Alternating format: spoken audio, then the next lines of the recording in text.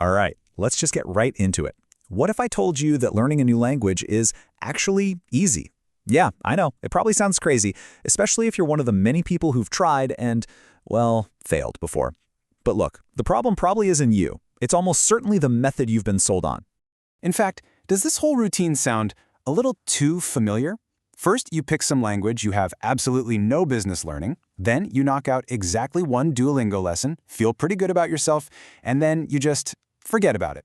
The next thing you know, you're binge-watching videos on how to get fluent in 6 weeks from some YouTuber who probably took 6 years. It's a classic trap, right? Well, today, we're going to break that cycle. So, how do we actually fix this? Well, it all starts way before you even learn your first word. It starts with one thing: motivation. Let's dig into why you might be picking the wrong language for, all the wrong reasons. Okay, so here's the absolute #1 rule, especially if you're just starting out. Pick a language that's easy enough for you to actually enjoy learning it. Seriously, the second it feels like a total chore, you're gonna quit. So forget about what looks impressive on your social media bio. Just focus on something you can actually stick with.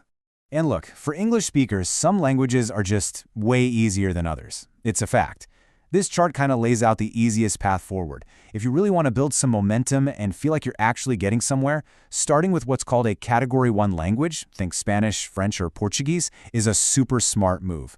You're basically setting yourself up for a win right from the get-go. And this right here, this perfectly shows the massive difference between weak and powerful motivation. A bad motivator, like, I want to understand anime without subtitles, yeah, that's gonna fizzle out in about a day. Same with, I have to do this for school. Ugh. But a good motivator, that's the real deal. What if your friends made a group chat without you in Spanish? Oh, that hurts. Or, to take it to the extreme, what if you literally need the language to survive? Now that is motivation that's going to stick around. Okay, so you've picked your language, you've got your super powerful motivation locked in. What's next? The actual learning part, right? Now, most people are going to tell you, oh, you need a tutor or find a practice partner. But that means you have to, interact with other humans. So for all my fellow introverts out there, here's an awesome 3-step method to get fluent all by yourself. And the method itself is super simple. It's a logical progression. Step 1, you master the basics. Step 2, you practice listening. And step 3, you finally start speaking. That's the whole roadmap. So let's break down each one. All right, step 1, master the basics. Now, I want you to forget about all those flashy apps and endless YouTube tutorials just for a second. The most powerful tool here is actually kind of old school. It's a beginner textbook. One with exercises. And the best part, you can usually find a PDF of one for free just by Googling it. I'm telling you, one solid month with a textbook is going to do more for you than years of just messing around with other methods. So, just how powerful are we talking? Well, get this. The progress you'll make from finishing just one beginner textbook is about the same as taking 12 years, that's right, 12 years of language class in a typical American school. Think about that. One focused month versus 12 years. That's the kind of foundation we're talking about building. It's a game changer. Okay, so once you've got that solid foundation, it's time for step 2, practice listening. And notice I said listening, not speaking. Don't even worry about talking yet. Your only job here is to get a feel for how the language actually sounds in the real world. And the best way to do that? Just watch YouTube videos you find interesting, but in your target language. You're not going to understand everything, and that's fine. You'll start picking things up from context. But there's one absolutely critical rule. If you use captions, they have to be in the language you're learning. Only.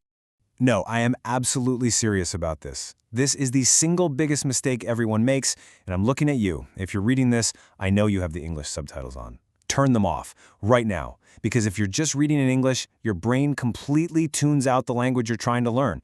And trust me, 5 years from now, you'll have nothing to show for it. So please, no English subtitles, ever. Okay, so once you can actually understand a decent amount of what you're hearing, it's time. Time to build up those speaking skills. And we're going to do this with a really cool technique called sentence mining. It's the core of step 3, and it's super simple. While you're watching those videos, you just pause after you hear a useful sentence, repeat it out loud, and then you jot down the really good ones in a notebook. You're basically stealing real, usable sentences directly from native speakers. And all of this leads to the ultimate solo practice technique. And okay, I'll admit, this is going to feel a little weird at first, but I promise you it's so effective. You are going to talk to your camera. And I know what you're thinking right now. Wait a minute, isn't this kind of lonely? Just me, a textbook, and my phone's camera? Yeah, I get it. It definitely sounds a little isolating. But let's reframe that. Think about this quote. If you've ever heard someone say they're self-taught, this is exactly what they were doing. See? It's not lonely, it's independent. It's focused. This is how you build genuine confidence and skill without any pressure, long before you ever have to talk to another person. Just talk about your day, what you ate, anything. If you forget a word, no big deal. Just say it in English and look it up later. So, let's say you've done all this. You've put in the work. You've read the book, you've watched the videos, you've talked to your camera until the words just flow. You've basically achieved solo fluency, which is amazing. But to take that skill out into the real world, there's one last bridge to cross. And yeah, it involves talking to actual people. And this right here is really the final piece of the puzzle. Because to have a real, meaningful conversation with a native speaker, just knowing the words isn't quite enough. You also have to understand their world. You need to get their culture, and you need to have some idea of what's going on in their news. And this example just shows you exactly why that's so important. So let's take a story about protesting French farmers. One news source might give you a headline like, "Angry manure-slinging French farmers block traffic." Okay. But another one might call them strong revolutionary heroes fighting for their livelihood. It's the exact same event, but seen through two completely different lenses. If you only see one of those, you're missing like half the conversation before it even starts. So the question is, how do you get that full picture before you dive into your first real conversation? Well, a tool like Ground News is basically designed for exactly this problem. It shows you all the different ways sources are talking about the same story, letting you compare headlines from the left, center, and right. It's probably the fastest way to go from just translating words to actually understanding the culture behind them. And that pretty much brings us to the end. You now have a real, practical, and proven method for teaching yourself a language from scratch. So the only real question left is, what are you going to do when talking to a camera just isn't enough anymore? When it's finally time to step out into the real world and have that first actual conversation? Hey, the foundation is built. The rest, well, that's all up to you.